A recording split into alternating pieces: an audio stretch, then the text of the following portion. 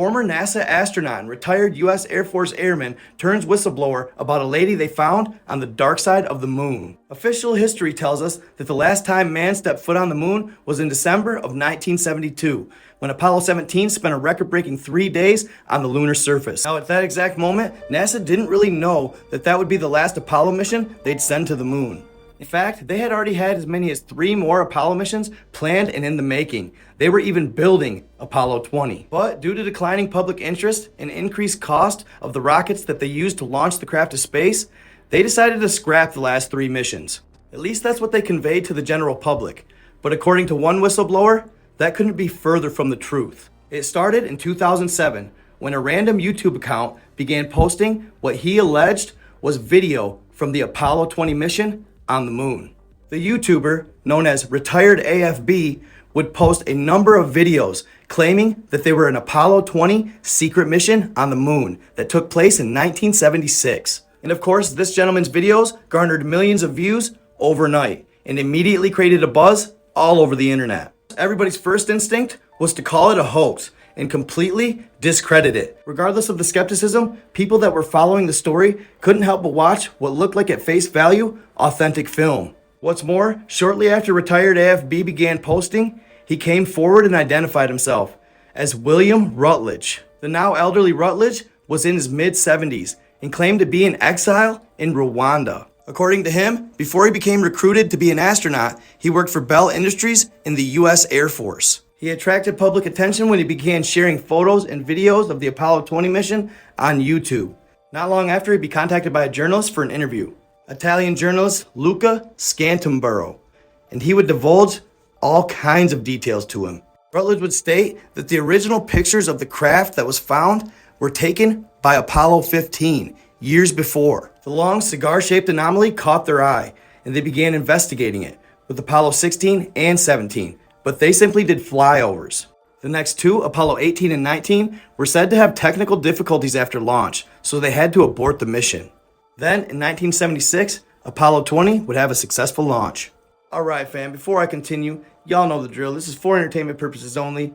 I'm not saying it's true. It, in fact, may or may not be true. I just present the information I find, and I let you all decide. Regardless of its validity, this story is out of this world. Very intriguing, and on the premise that it's maybe somewhat possible, that makes it cool enough for me.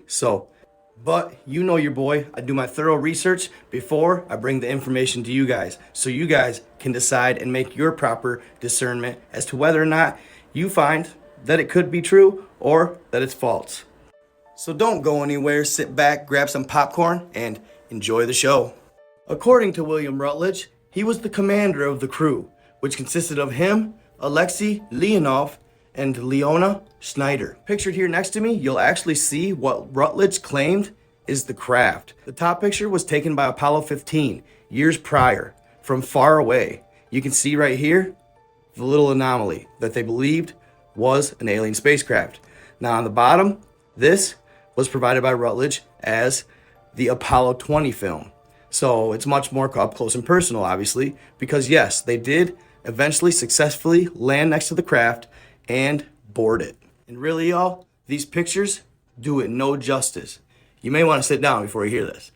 But the alleged dimensions of this craft were 3,700 meters, or around 12,000 feet, which equals around 2.5 miles long, by 510 meters wide, or around 1,600 feet wide. Although they aren't exactly sure, but they believe that this craft could have been upwards of 1.5 million years old, y'all. But let's not get ahead of ourselves. Before we get any further into the craft, let's talk about the city that was allegedly on the dark side of the moon near said craft. Check it out, y'all. And I know I'm always getting in the way of the pictures, so I'll just hide in the corner while you take a look. Absolutely baffling, beautiful, extravagant. If it's there, wow. And here we have an even more full picture of it. Now, it's said that these cameras can tend to enlarge objects that it films, so this may be a lot smaller than it looks, but nevertheless, it's intricately designed. And imagine the technology the beings that built this would have had to have to achieve the feat. According to Rutledge, they didn't actually enter the city. The city was more of a secondary mission or secondary option. The main task for the mission of Apollo 20 was to board this craft. And what blew the crew's mind even more as they approached it, there were hieroglyphic writings all over the surface of it. Hieroglyphs that resembled ancient Egypt's. Now, as they enter this massive vehicle, they are baffled by what they find. There are signs of biological life all over the place. Vegetation in the engine compartment. There were stones of a triangular shape that expelled some sort of yellow liquid that had medicinal properties to it. And one that was peculiar was a number of small bodies all over the place, less than 10 centimeters tall. Some of them were in glass tubes, some of them weren't. Then came the most important find, the 1.5 meter tall humanoid, or 5'5" tall. They couldn't believe the unusually good shape she was in for being so old. They described her as being in suspended animation, not dead or alive. Just a heads up, the following pictures may not be for all of you. Discretion. They couldn't believe the technology she had strewn all throughout her body. You can see here that she had an anomaly covering her eyes, her nose, her lips, and her pineal. He explained that she had some skin-tight film over the entirety of her body that looked almost like it could be computer chips. They claimed that in her existence, they were practicing in transhumanism, or man crossed with machine. They also concluded that the contraptions on her eyes allowed her to fly the craft properly, to make sudden movements, how she used her mind to have complete control of the ship. Eventually, they removed all that stuff. She looked quite intact, and she was rather a pretty girl when she did pilot this craft. Yes, she was the main steerer and pilot of this unit. They easily concluded this by where they actually found her within the craft. There's no doubt she was in the captain's position. Again, this is all alleged. This is what William Rutledge claimed to be true. Now, many have deemed it a hoax. Many do not believe it. Others do. It's up to you. What's more is there was another pilot on this craft. Now, this pilot was not of the same race or descent as the actual captain of the ship, but they had pale blue skin and other alien-like anomalies that were absolutely mind-blowing.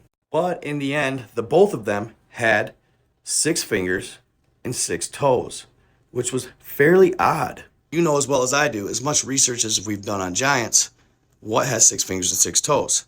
They do. Now, does that mean anything? Not necessarily. But it makes me wonder, the Bible, the fallen, breeding with the daughters of man, could she possibly have been a result? It's just kind of shooting in the dark, just kind of throwing darts at the wall. But is it possible? Let me know what you think in the comments on that one. Now, the final thing, how did they get there? Well, according to William Rutledge, there was a massive hole in the hull of the ship where it seemed as though possibly some sort of laser beam punched the ship open and it exposed it to the elements, freezing them instantly, rendering them dead. According to Rutledge, they proceeded to take her off the ship, and she is now somewhere on Earth, neither dead nor alive. And supposedly in recent photos from NASA of that area, the craft is and was never there. They claim it was just a hill of some sort. Regardless, just wrap your head around what kind of technology they would have had to have to achieve these feats, and how crazy is it that there was obviously possibly humans or humanoids that were this advanced at one time. It's absolutely mind-blowing. Regardless, I hope you all enjoyed this video. I did. I enjoyed making it for you guys. Let me know what you think about it in the comments. This one's kind of wild. It's kind of off the wall. Like I said, it may be hard to grasp. So let me know what y'all think. Possible, not possible, hoax, not a hoax. I'm curious to get y'all's opinions. So I hope y'all enjoyed the video at the end of the day. Keep on keeping on. Stay tuned to my stuff. I got more fire content coming y'all's way. A little preview of what's next here in the following couple days. I'm going to cover a story on Andrew Dawson. He's making a big stink about how he allegedly filmed these giants in Canada and now he has seemingly disappeared. I have a hunch about that. I was looking at somebody close to him's page and I've come up with and drawn my own conclusions as to what happened or what's going on. So make sure you stay tuned because that's going to be fire. It's going all over the internet right now, and it's an interesting topic to say the least. So stay in the love, stay in the light. Keep watching, stay tuned, treat others how you want to be treated. I am out.